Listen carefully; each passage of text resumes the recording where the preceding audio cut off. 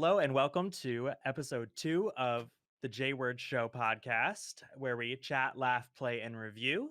My name is JP, and I am joined by Joe and Jess. And today we are talking about organizations and more specifically, the ins and outs of should you join? What are the benefits of joining? What are some things that maybe could go better or maybe are going to be better? I know I've had extensive uh, experience in organizations, both running and kind of being in one. So I'm very excited to talk about this topic personally. If you don't remember me, my name is JP, Narwhal JP on all socials, and I play a lot of FPS games and things like that on Twitch. Joe? Yeah, and once again, my name is Joe. Thank you for watching episode 1. Really appreciate anyone that did, and welcome to episode 2. Yeah, I'm also excited to talk about this topic in depth.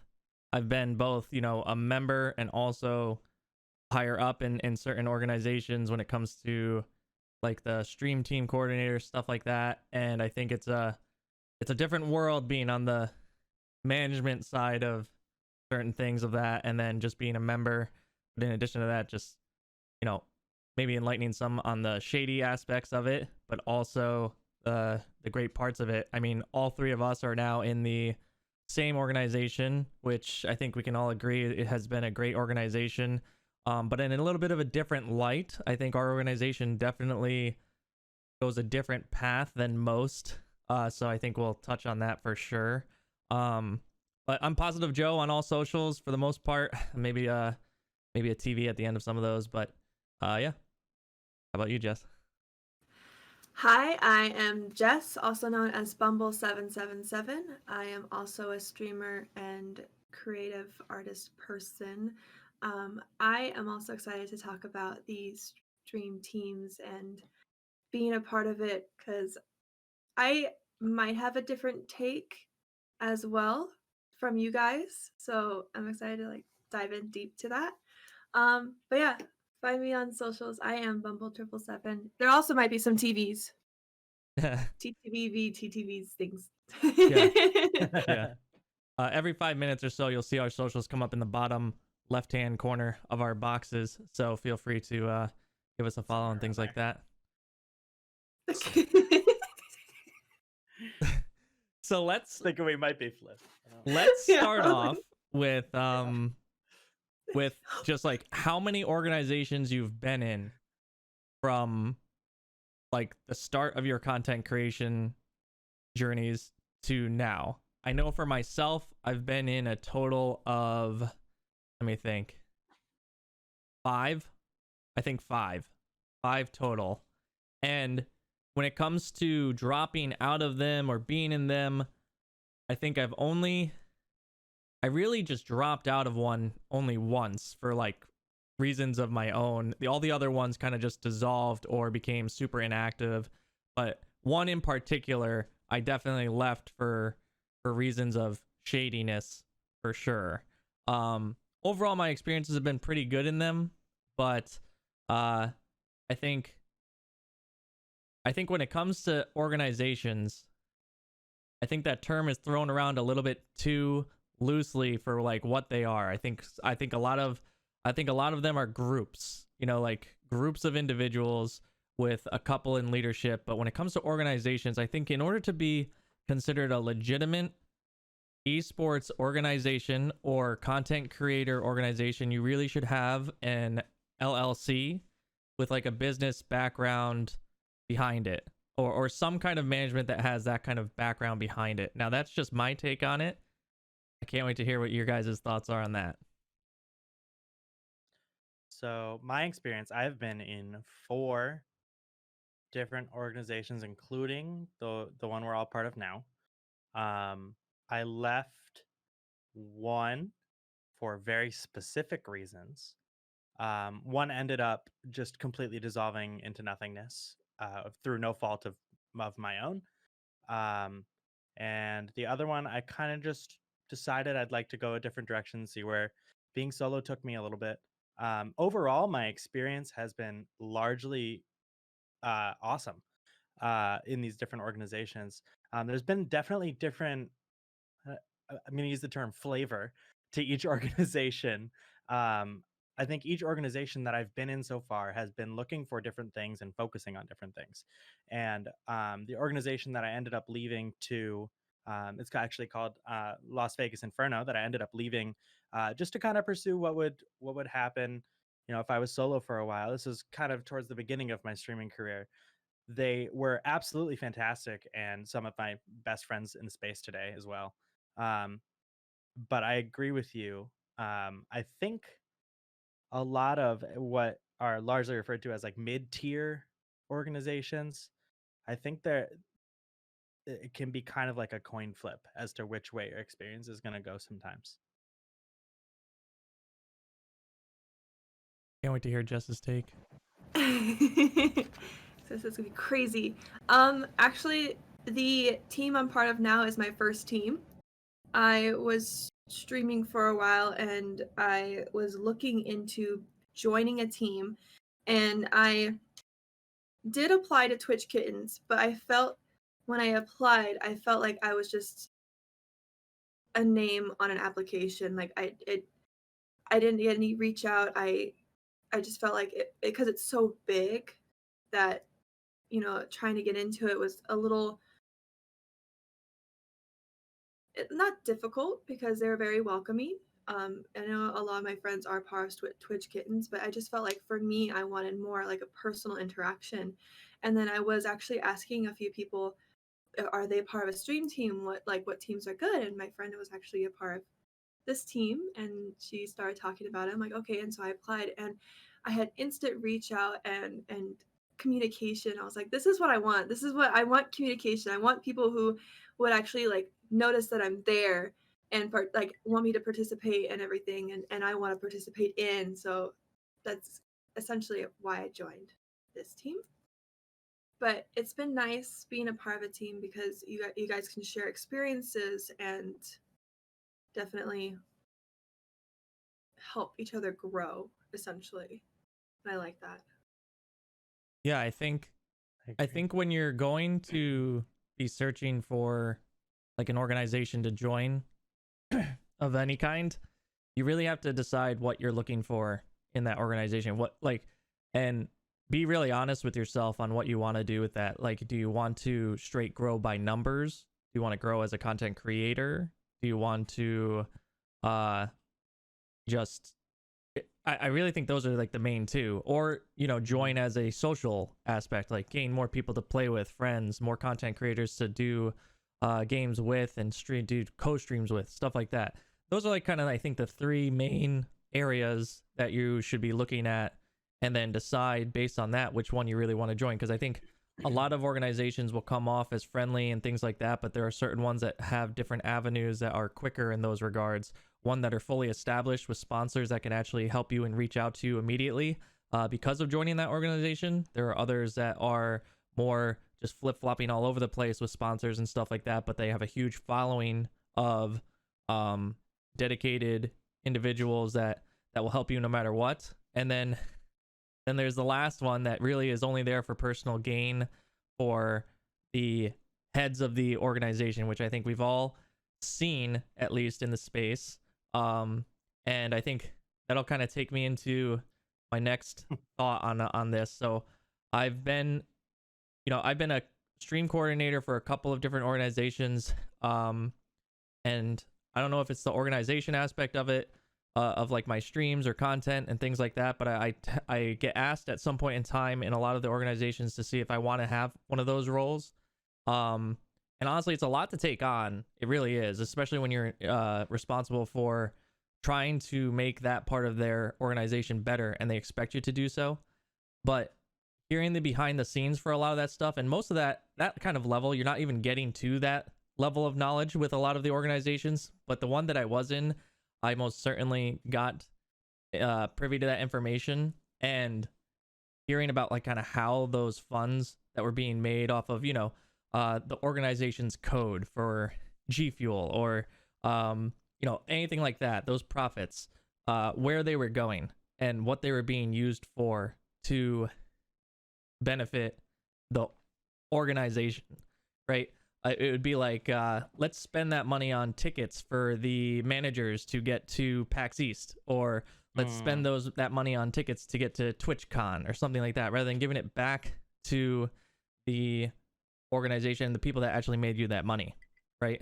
Because they're getting boosts from your social platforms and things like that. And I think the main thing that you want to remember as a content creator, that 5 to 10 individuals watching you every single day is worth a certain amount of money and worth a certain amount of uh like equity and stake in what you do. And so don't take that lightly, that 10 to 20 individuals watching you every day is still marketable and still, you know, it's worth something and shouldn't be taken lightly. You should be gaining something if you're giving that to an organization, okay? And so don't forget that, I think, is a big takeaway from that, because a lot of organizations prey on individuals of that 5 to 10 category who have amassed followings of 100 to 1,000 people, right? Who would be considered low content creators, or you know, not that large of content creators.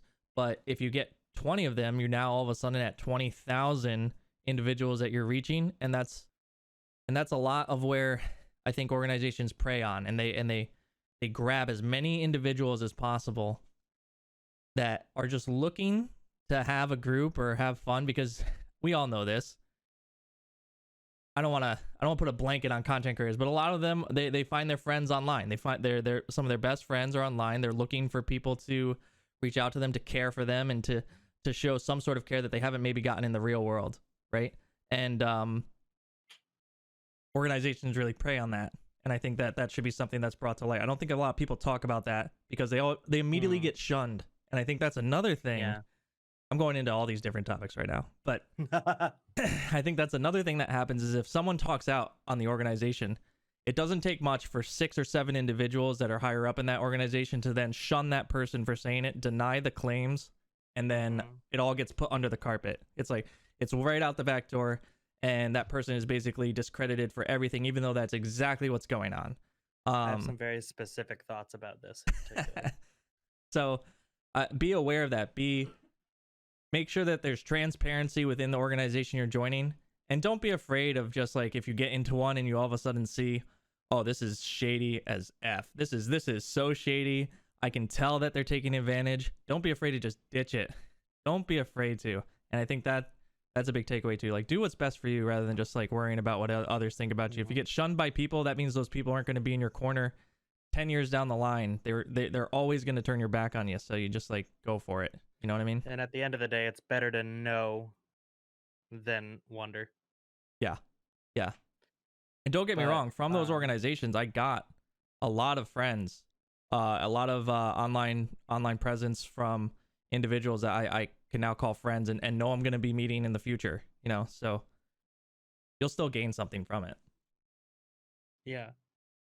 I have the wonderful experience of, in this particular organization that we're all a part of, I have the wonderful perspective of meeting you, Joe, in person first at a Chinese place, I think it was. Yeah. We had dinner. I ended up going there just on a fluke. Another friend canceled. I ended up going, and kind of learning about Untold through you, and kind of applying and getting in here, and then meeting somebody who I consider one of my closest friends, Cyber. Oh yeah. We have a friend, the real CyberX, who's also in our organization, and we game like 2-3 times a week, and we talk about things and talk about real life things and off stream things, and we hang out and talk off stream and play off stream. And honestly, I mean, you were saying about how a lot of content creators find their best friends online, and their friends online, the people they interact with the most online. I, in my mind, don't feel a difference between my friendship with you and my friendship with Cyber. Like, it literally is on the same playing field for me. Sure. So I think that was pretty cool. And I just thought about this now, that like I have this kind of unique perspective on org life. I think one of the coolest things was meeting a lot of people in the last org in person at PAX last year. Yeah. When things were some semblance of normal, about 2 weeks before we all were home for a while. And that was like the coolest experience. And I think it's really cool seeing people that show up in your stream in person. You're like, oh, you're a real person. Like you're sitting in front of me, like on a computer watching you, or like seeing 20 people sitting in a room and being like, oh my gosh, these are the people that are watching me. This is the Yeah. amount of people that are watching me. That's a really cool experience. Um, but what you said about the three main things that people were looking at was really what I latched onto from what you were saying. I think, and you kind of hit this a little bit, I think my first reason for joining an org was because I was feeling a little bit demotivated when I was first starting. Obviously, you start with 0 viewers, like everybody starts with 0 viewers. And at one point, and I was just feeling very demoralized. And I wanted to be around a community of people that were all working towards a common goal. Everybody wants to, maybe not everybody, but most people, if you're joining an organization, want to make content creation their career. And that comes with a lot of self motivation. And putting yourself in a community like that will enable you to see less excuses for yourself when you see your friends doing those things, is what I've seen. Um, and so seeing people create YouTube videos and seeing people branch out to these other platforms and do things like TikTok and really have success on there makes you want to be more motivated in yourself to do that. That was mainly the reason that I joined any organization in general. Um, and I met a lot of people and I learned a lot along the way. And I think that it really helps. So whether it was good or bad lessons, I learned a lot. Yeah. You can learn a lot. You really can, actually.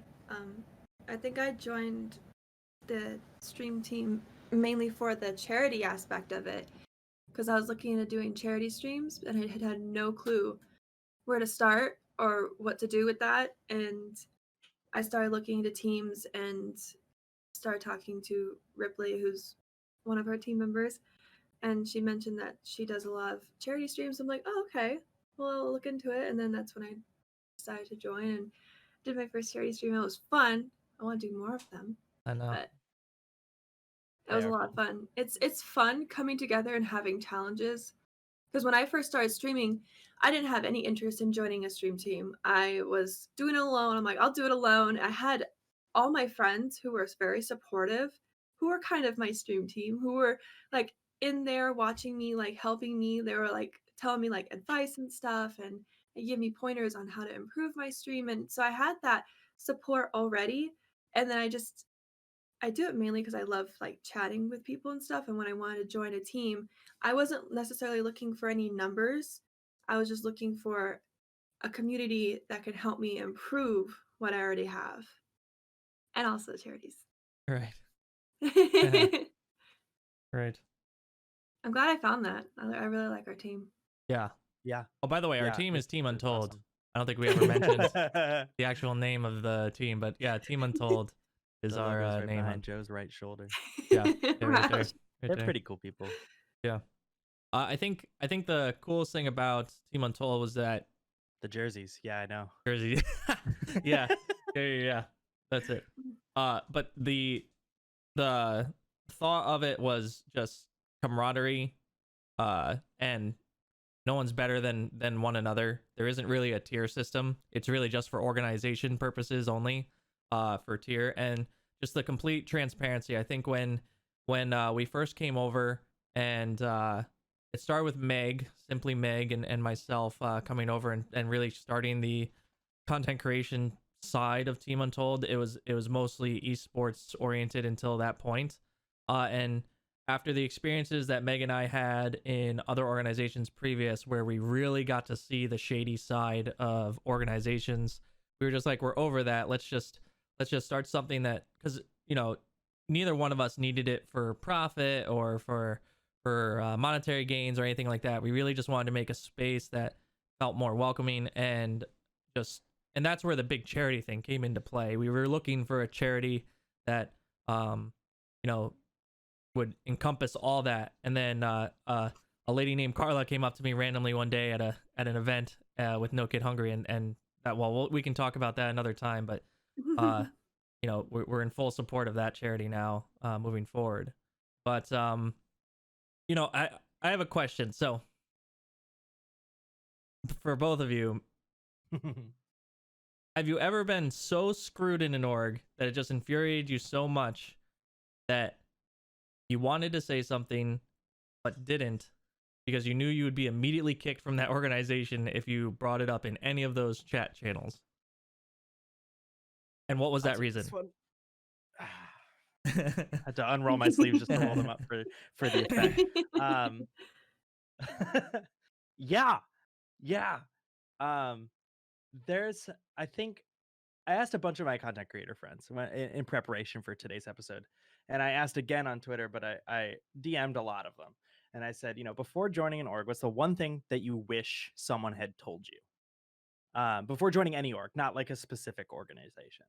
Um, and the most common answer that I got, number one answer, if we're playing Family Feud, number one answer is, I wish I had known what was expected of me. Yeah.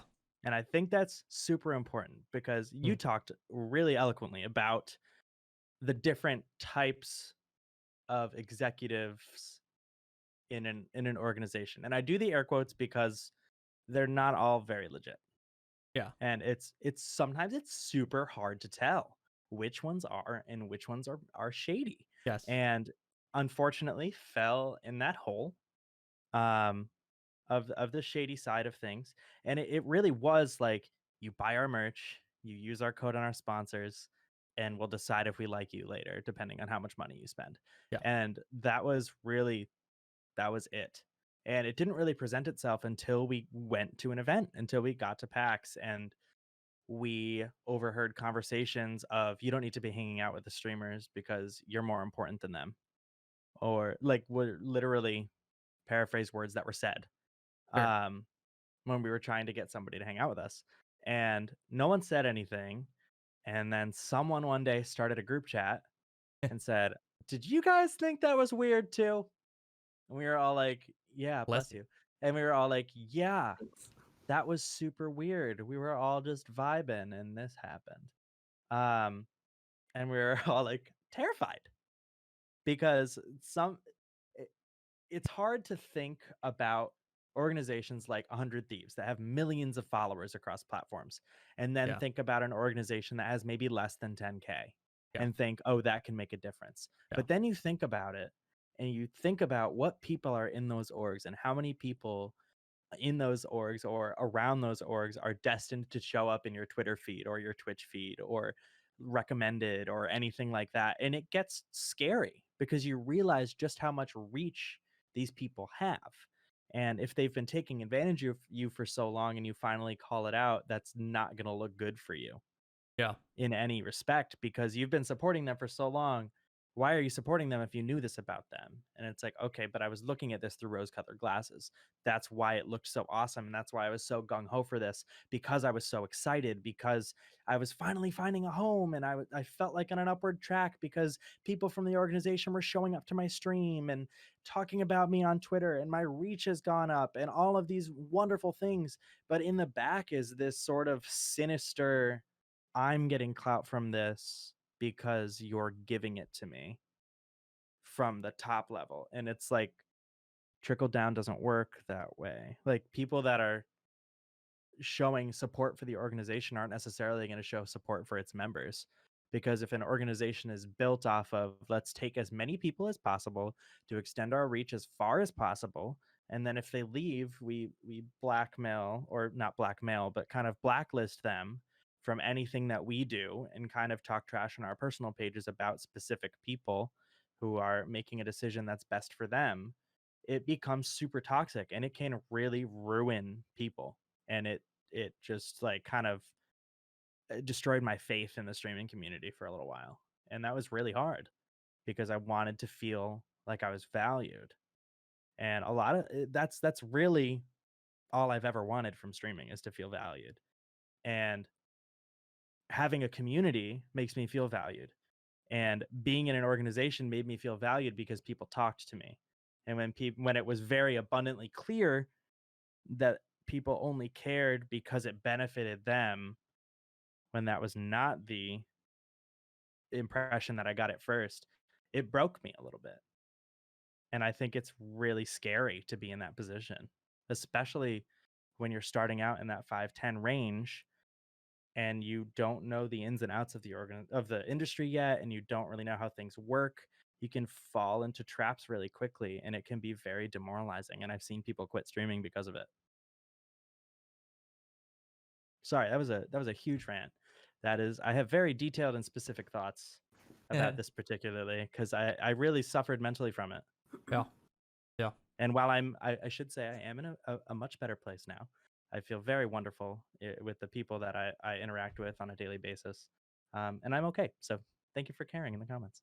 But I think that's needed because some people might be in that same position and they don't want to talk or they don't want to do anything about it because they don't want to lose what they currently have. But there are better options for you. Yeah. There's help. And it's I hard like to it's know.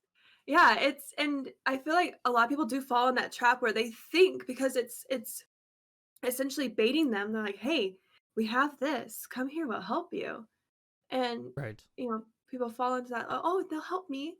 They're helping me." But again, they're not letting you socialize or they're like what happened with you and they're like, "Oh, you're better than that." Like it gets them thinking that way and thinking that whatever they're with or whoever they're with is the most important thing and is what's helping them when it's actually what's hurting them.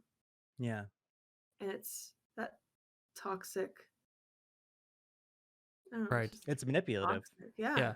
I That remember. It's manipulative. Yeah. It's terrifying. I remember when I first reached out to because I reached out to everyone that my job as a stream coordinator of Team Untold was to reach out and recruit individuals, and we were very, very specific on what things qualified someone to join our organization.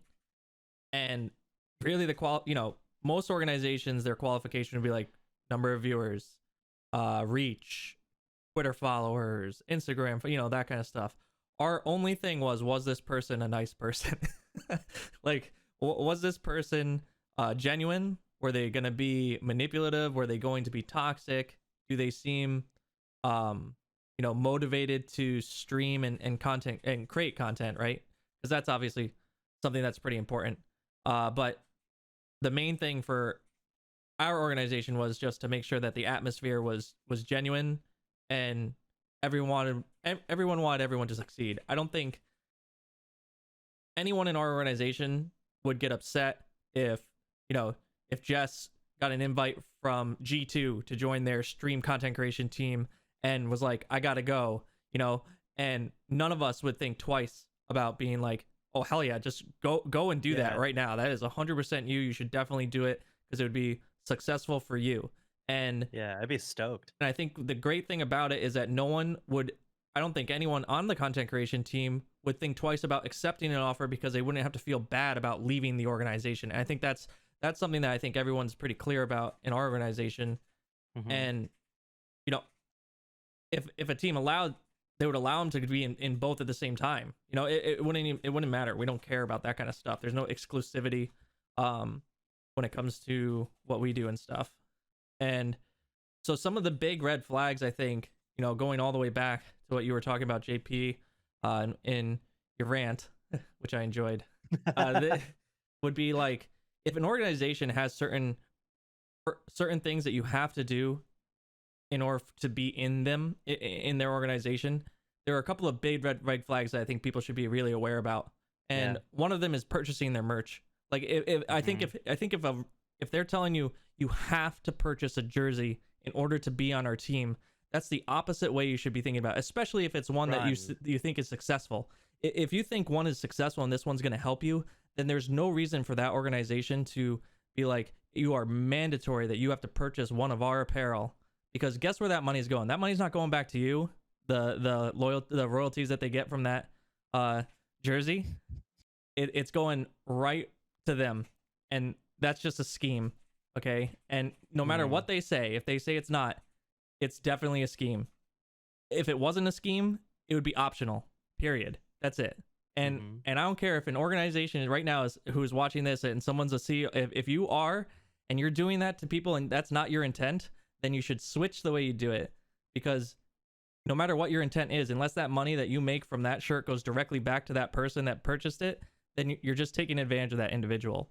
And even though Team Untold is definitely not the most lucrative organization, we're probably, I don't even know what we're at, but that was one of the things that when we initially started and we weren't accepting just everyone, the exclusivity for Gain In, we would give you apparel, right? We would send you over a jersey and things like that, because it meant something to us. It meant like, listen, we're here to back you. We're here to give you things that we can and will provide.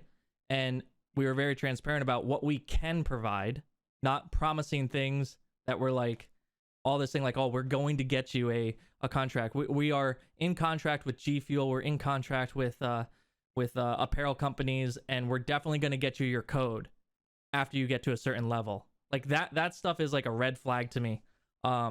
Because if they're already at that level, then why do they need you? Like, and why are they so obsessed with recruiting you? You know what I mean? Like, that's a big red flag for me.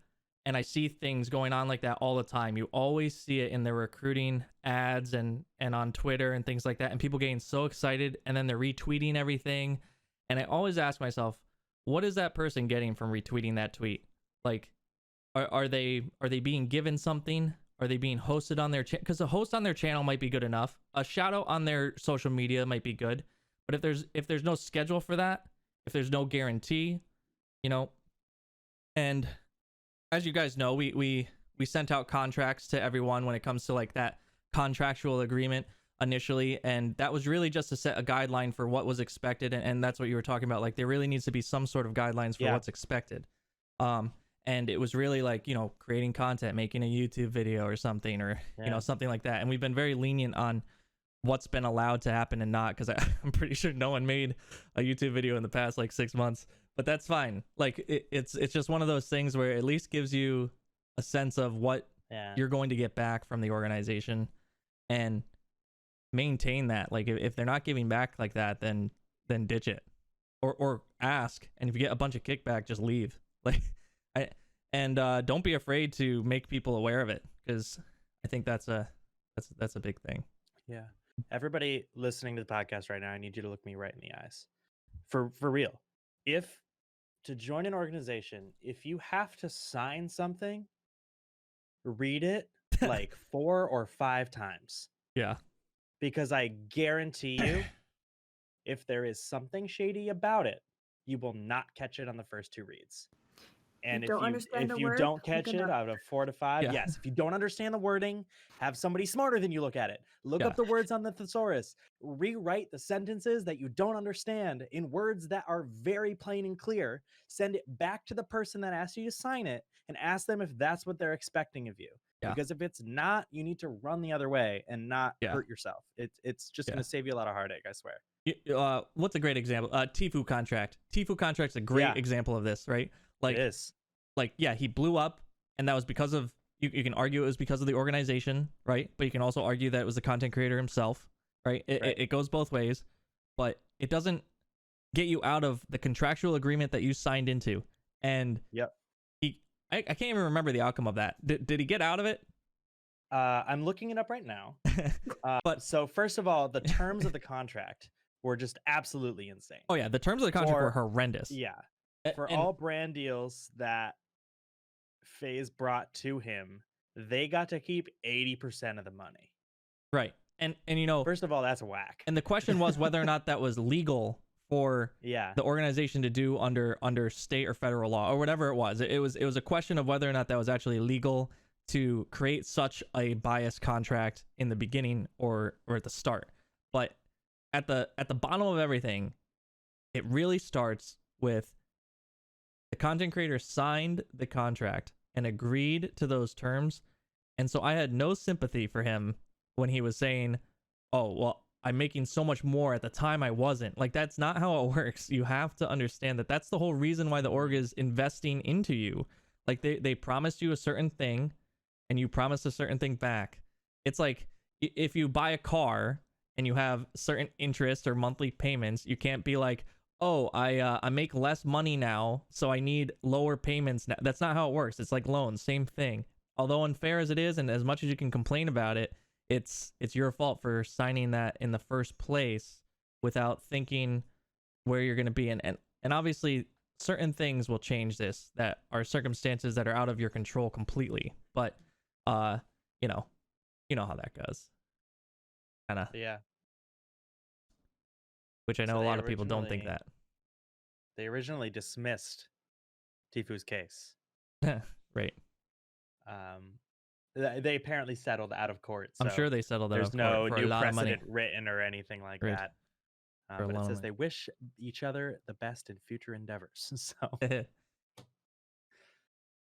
And yeah, to but be that is fair a though, I really mean, great point. that just tells you like at the highest level of organizations like FaZe, 100 Thieves, like it doesn't matter what they are, there's always shadiness going on because that's how business is. And you Yeah. very rarely find a business that doesn't have some sort of shade, especially in the esports world, that I think will have some sort of shadiness going on behind the scenes. And you know, things get uncovered over time, and you're seeing that randomly happen with random organizations. It doesn't really matter which one it is, and we shouldn't be surprised about it anymore. It's been going on for so long, and it's because I think of the like legitimacy of organizations to begin with. All of these organizations started off, you know, mostly self started, and then got the backing much later once the public started really realizing how profitable the esports space could be. And I think that we have to remember that in the grand scheme of things, we're still in the very early stage of like global esports and stuff like that.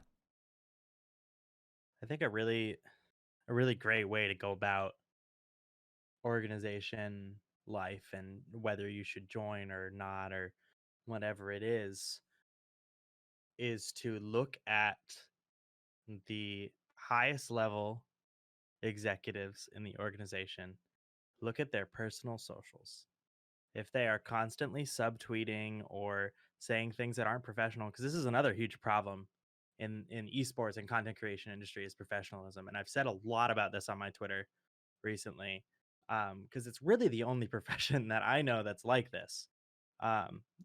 It's not all figured out yet.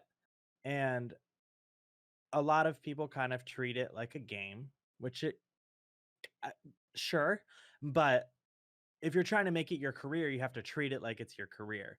And you can't treat people like they're numbers, and you can't treat people like they have nothing to offer, and you can't do these things to people that I see happening all the time. You can't subtweet people that are under you in an organization. You can't No boss would tweet about their subordinates like that in any other job.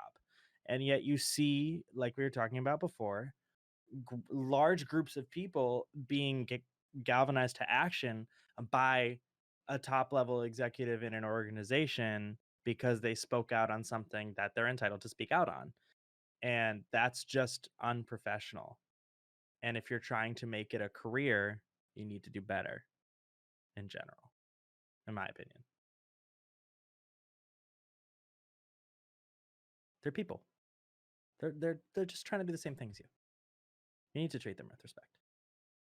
So if you had to pick, here's a question. If you had to pick one thing to ask in your organization interview, because a lot of these organizations have little interviews that you got to do, either video in front of like 3 people, you know, trying to legitimize their organization. What question, because you know how interviews happen, you're supposed to ask a question back, and it's supposed to be intelligent and you know, make people think, make you stand out. What would that one question be that you should ask the organization? It'd be a tough one. Yeah, that is tough. I hope nobody ever asks me that. Because realistically, the question that I'd want to ask is like, what are you getting out of this? Yeah. But the way you'd probably have to word it is like, why did you start this? Like, what is your end goal for the organization? And because there's so many generic answers you can get to that question. But, and I mean, any question that you ask in an interview, you may not get an answer that satisfies the question. Yeah. And I think that's an fantastic indicator as to what you should do in that situation, which is leave. Right. But I think I'd ask, what's the purpose of the organization?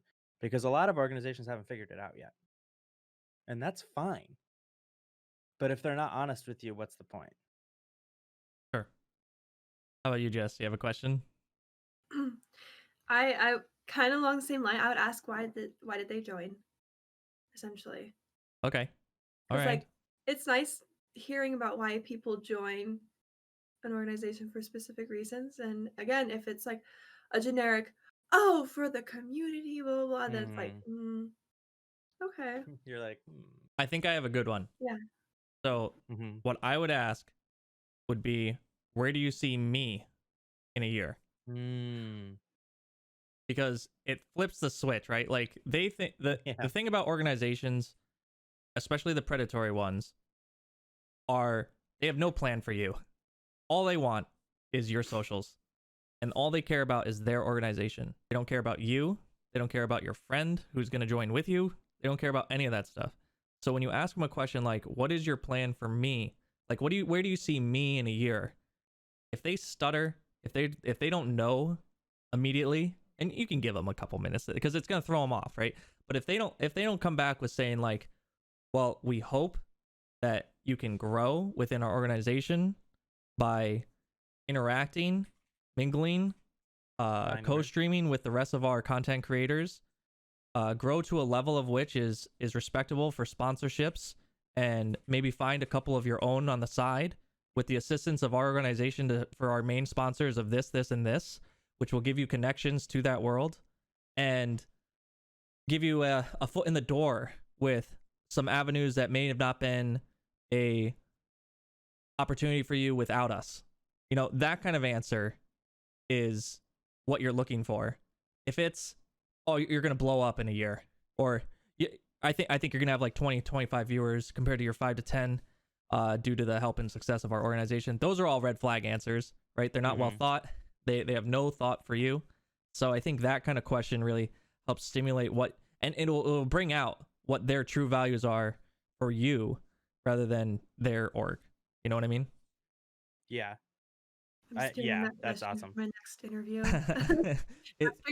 But just like job interviews. Like, and honestly, yeah, even like in a regular job interview, that's a great question to ask, because it really can help you figure out what your opportunities are for whatever you're going into company wise, and see where you're at. Because like, right, if you go into a job and you say that, and they say, well, you'll probably be still working at the same place, same job, same salary, what would you do? You'd leave.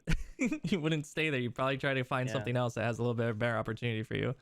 Or at least but if they come back with an answer that lays out the guidelines and gives you the stepping stones and the ladder and what you can see of what you can grow and do, then obviously that gives you more potential for growth and becoming a better individual. So I think that is really important. I think that should be the mainstay of organizations for the most part, is if you want to grow as a content creator, there's a reason why all the largest of large content creators don't get signed to a large organization until they're gigantic and huge, because they know that people take advantage of them because of their numbers. And that's why they solo go it and just go with the friendship group, which is really what Untold is. It's really just more of a friendship organization rather than like an actual legitimate, esports organization. We've tried that route, but the content creation side of it is really just a group of individuals that are just looking to be friendly, have fun together, and hopefully help grow each other in that sense in mind. So if you're looking for like the straight quick one, then don't forget that you may be falling into the category of that predatory individual as yourself. If all you're looking for is, let me just mingle with 6 or 7 content creators to steal some of their viewers, just remember that never works. that the only thing that you get from that are the toxic viewers that you never want to see, because they're the ones that will fall into that trap. And so don't be that guy. Don't be that person. And we should say that joining an organization can be awesome, and all these things that we've listed, but joining an organization and being manipulated is different than joining an organization and not making any steps to improve your own content and not growing. Right. Because at the end of the day, you are the only person that can help you. And if you are not taking any steps to really just get off your butt and create your content in the best way possible, and to diversify and to work on different things and make sure that you are improving at a steady rate yourself. You can't expect the org to do the work for you. I think that's really important to say, because it's not all orgs manipulating people all the time. No. Sometimes it's got to come from you. And that motivation piece that I spoke about earlier, like the first org that I was in, I didn't do any work really other than working on the org, and it didn't help because I wasn't focused on myself. You have to remember that content creation in its purest form is a solo effort, and that solo is you. I love creating content. It's so awesome. It's the coolest job. It's so fun. Wait, so Jess, you at the start were saying that you thought that your point of view on it was going to be very like maybe opposite of ours. What do you think? Not necessarily opposite, but just different, because you guys have all this experience with different teams, and you have like what went wrong, and what you enjoy about your current team and what you enjoy from other teams. I only have one team experience. I applied to one and it didn't really go anywhere from there, but I only have one team experience, and so I feel it's different that way because I only have this. Yeah. I enjoy Yeah. it. It's fun, and it kind of it's left a different taste in my mouth because I know essentially how I want a team to be, and like friendly and encouraging. And now if I ever do end up going to a different team, I'll always have this experience of this is what I like. This is what teams should be, not numbers, numbers, numbers, or the other side where it's just here, Right. have fun. Yeah, I remember Have it when in. I first reached out to you and your initial response was very reserved. It was very it was like, "Oh, well, I really need to think about it. I don't necessarily think I need to join a team, and Mhm. I'm not really sure if my stream is ready for something like that, or that I'm ready to do something like that." And then I basically laid it out and just left it there. And then you got back to me, I think almost like a week or two later, which almost never happens, right? Like if someone applies and you get back to them and you give them all the information, I rarely hear back from an individual after that because they've already moved on to the next one. But you came back and were like, well, I think I'll try it. I'll see. Still reserved. But as you can see, still here. So I must have done something right. But yeah, I think it's pretty good. All right. Well, I think we went on mostly rants for the most part on the organization side of things. But once again, to reiterate, not all organizations are poor organizations. There are a lot of really good ones that you can meet a lot of really fun people, individuals. I think one part that we didn't really touch a lot about, which we don't have too much time to go into very in detail, but that camaraderie and meeting people in real life, if that's something that you want to do. Some people are completely against that and so far away. They're like, I never want to meet people in real life. I am fine being complete friends online. But that sense of being able to meet everyone at one event, I think is so cool.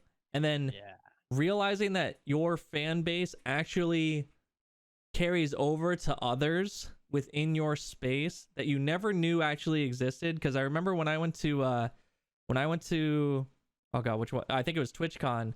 At the time I was streaming Roblox. That's a whole conversation for another day. Let's not talk about it now. But I used to get a lot of viewers in Roblox and my fan base was pretty large. But when I saw Meg there, like there were people that would come up to me but then also know Meg, right? They'd be like, oh, it's Meg. Like, be like, whoa, you know them, that's kind of weird. And but it was only because of Team Untold that they knew her, but I never knew that connection actually existed. And it was because I was hosting her and things like that, but they made a connection to that individual without any other mean. Like I didn't do any promotion, none of that kind of stuff.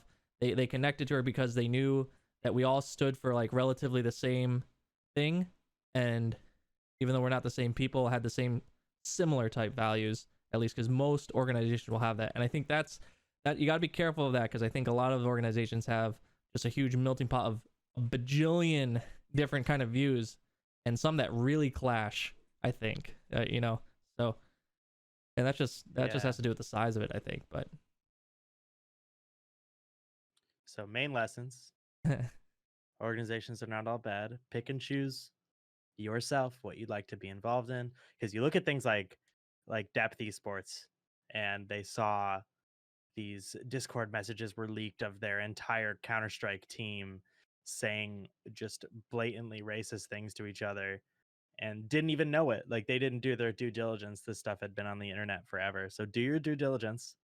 Um, but yeah, it's so cool. Just meeting people that you never thought you'd intersect with. It really just opens the world to you, which is super cool. we're gonna have a huge party one of these I'm days. so excited. The plan It'll be was so TwitchCon fun. this year, but it never happened. Yeah. Obviously. That was But gonna be my first TwitchCon too. I know it's gonna be Me too. I your didn't first go TwitchCon was gonna be nutty. I was gonna didn't go in 2019. Everyone's like, go in 2020. You know, wait, just go in 2020. I'm like, okay. I had No. everything set up, canceled. I'm like, wait. They said wait, 2020. Yeah, because we were gonna get a whole Untold House and everything. You know that's Yeah. the stuff that becomes like really really fun.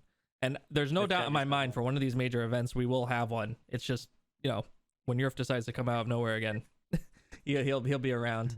But I think this about brings us to the time of our weekly positivity or rant. I guess we'll call it P&R. Why not? That's kind of fun. So does everyone have them or what? What? I have a rant. Oh, Ooh, yeah, you go. It's from a Let's end certain on game. positive. Let's go rant first. All right, yeah. By the way, my name is Positive Joe, but this is a rant. So, as people who watch me know, I've been really into the CS:GO kick. Okay, and this can go for any game. It doesn't matter what game it is. If you're in a competitive game, like the ranking system within the game, be there. Don't go AFK. Nothing tilts me more than some loser being AFK when they join a competitive game and then they come back and they say, "Oh, I just need to go do something." Like, if you need to go do something, don't join a competitive game. You know how much time it takes? It happens in League of Legends, it happens in CS:GO, it happens in every competitive game out there. Just go play casual because you're a casual player if that's the case. Like, just go there. Don't ruin the game for others. That's my rant. And get a microphone for $10. Oh yeah. Get a microphone, please. off. When I play competitive, I turn everything off because I'm like, I don't want to be yelled at. I know I'm That's bad. fair. That's valid too, though. I just read the chat. I'm like, oh, okay. Positive Joe TV, by the way. It's twitch.tv/Positive Joe. I also kind of have a rant-ish thing, but it's more positive than anything else. So one of my best friends growing up, his name's Luke. He's one of my favorite people in the entire world. And I got him into streaming about a year ago. And he streamed for like 2 months and then stopped. And I was like, all right, he's not going to do it ever again, which is fine. I wanted him to try it because I thought he would have a really good time. He decided to pick up streaming again about, I want to say 3 weeks ago. And this time he's like, okay, like I'm going to start streaming. I was like, okay, but you have to stick with it this time. He's like, fine, I'll stick with it. I won't stop. And he streams a bunch of different games. He's been streaming Rocket League, and he had a terrible gaming laptop gross thing that he was streaming from, and he could barely get 30 FPS on Rocket League, which is awful. And he got affiliate a couple weeks ago, or maybe last week, which like I was so excited about, and got a new PC, and like he's really like picking up steam. And one of our other friends messaged me, not really friends, but acquaintances, messaged me very jealous of this fast growth. And that hit me really weird. And I think the reason that is because like I'm not a jealous person, and I would never be jealous of my friend's success. Like, if he's getting bigger than I am, that's awesome because he's really loving it and really getting in there. So my rant is, if you're a person whose support only goes to people that you think you are better than, and when they start to surpass you, you stop supporting them because you're jealous. Stop. Just don't do that. Like, you cannot change your friends with the weather. It's just not, you can't live your life that way. It's not fair to the people that you love and the people that love you. You need to be rain or shine in it to win it with someone. And that it just blows my mind when people just drop other people on a dime. I don't understand it. I never will, and I'll never do that. I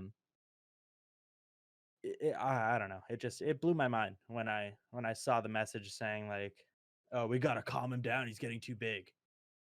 It's like, no, he's not. He's not big enough. He deserves more viewers. All my friends deserve more viewers. You know, they're awesome people. They create dope stuff.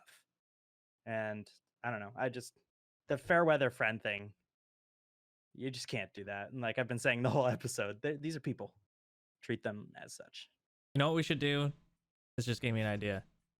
At the end of episodes, we should give like a shout out, each of us, to someone that we found randomly throughout the week that you think deserves a little shout out. I have one in my mind right now. I don't even know. Me too. Yeah. But, Jess, positivity or rant this week? Okay. This is like, I am leaving the podcast. Oh,